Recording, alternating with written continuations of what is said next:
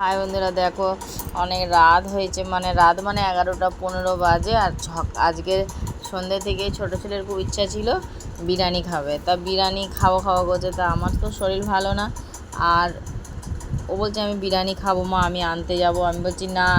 তা মা যা রান্না করেছিল আজকের, তো রাত্রেবেলা রান্না হয়েছিল এমনি সিদ্ধ ভাত করেছিল। তা সেই কারণে এখন ওর বাবা, যতই হোক সন্তানদের মনের কথা বাবা মা একটু হলেও বুঝতে পারে। তা হঠাৎ জানি না আমরা কিছুই, এখন দেখি 1 প্লেট বিরিয়ানি এনেছে, এনে বলছে বাবু এনে গরম করে খা।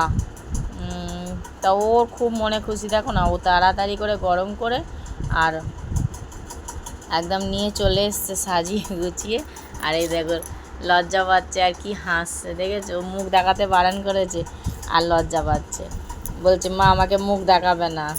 আমি বলছি না, দেখাই একবার। তা দেখো বিরিয়ানিটা রাত্রেবেলা কেমন লাগলো কমেন্টে জানিও। আর 15ই আগস্টে আগের বছরও বিরিয়ানি খেয়েছিল, এবছরও বিরিয়ানি খেলো। তো টাটা বন্ধুরা, ভালো থেকো, সুস্থ থেকো।